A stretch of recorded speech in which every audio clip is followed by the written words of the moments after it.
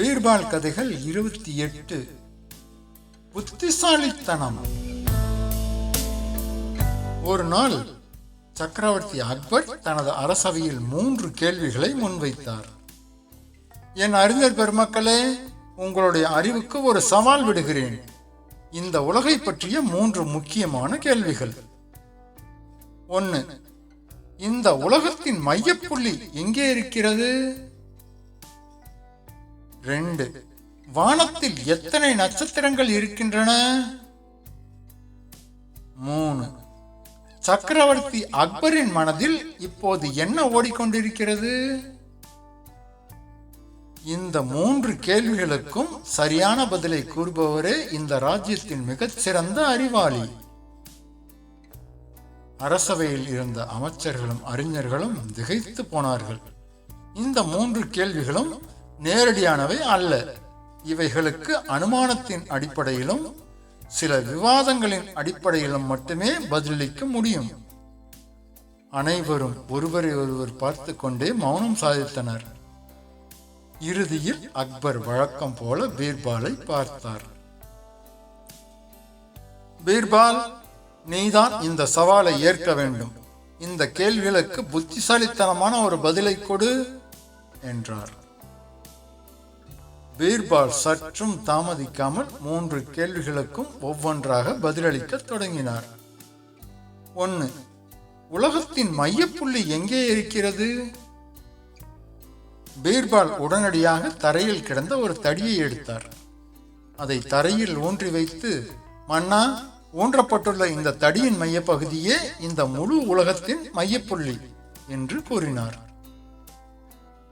அக்பர் சிரித்து விட்டார். நீ எப்படி இவ்வளவு உறுதியாக சொல்கிறாய் என்று கேட்டார். பீர்பால், மன்னா, உங்களுக்கு சந்தேகம் இருந்தால் நீங்கள் உலகம் முழுவதும் சுற்றி அளந்து பார்த்துக் கொள்ளலாம். அதுவரை என் பதில் இதுதான் என்றார். 2. வானத்தில் எத்தனை நட்சத்திரங்கள் இருக்கின்றன? பீர்பால் உடனே ஒரு பெரிய செம்மறி ஆட்டை அரசவைக்கு அழைத்து வரச் சொன்னார். ஆடு வந்ததும், மன்னா, வானத்தில் உள்ள நட்சத்திரங்களின் எண்ணிக்கையும் இந்த ஆட்டின் உடலில் இருக்கும் ரோமங்களின் எண்ணிக்கையும் சமம். வானத்தில் எத்தனை நட்சத்திரங்கள் இருக்கிறதோ அத்தனை ரோமங்கள் இந்த ஆட்டின் உடலில் உள்ளன என்று அறிவித்தார். அமைச்சர்கள் அனைவரும் சிரித்தனர். அக்பர், நீ இதை எப்படி நிரூபிப்பாய் என்று கேட்டார். பீர்பால் சிரித்துக் கொண்டு, மன்னா, நீங்கள் ஒரு பெரிய அறிவாளியை கூப்பிட்டு வானில் உள்ள நட்சத்திரங்களை எண்ணச் சொல்லுங்கள். மற்றொருவரிடம் இந்த ஆட்டின் ரோமங்களை எண்ணச் சொல்லுங்கள். இரண்டையும் எண்ணி முடித்தால் என் பதில் சரியானதா இல்லையா என்று உங்களுக்கே தெரிந்துவிடும் என்றார். 3. அக்பரின் மனதில் இப்போது என்ன ஓடிக்கொண்டிருக்கிறது? பீர்பால் பணிவாக கைகளை கட்டிக்கொண்டு, மன்னா, உங்கள் மனதில் இப்போது என்ன ஓடிக்கொண்டிருக்கிறது என்றால், பீர்பால் இந்த கேள்விகளுக்கு சரியான பதில்களை சொல்லிவிட்டால் நான் அவருக்கு பெரிய பரிசுகளை வழங்க வேண்டுமே என்றுதான் ஓடிக்கொண்டிருக்கிறது என்றார். அக்பர் விழுந்து விழுந்து சிரித்தார். பீர்பாலின் புத்திசாலித்தனத்தை கண்டு மகிழ்ந்து அவர் சொன்னது போலவே அவருக்கு பெரிய பரிசுகளையும் பொற்காசுகளையும் வழங்கி கௌரவித்தார். நீதி.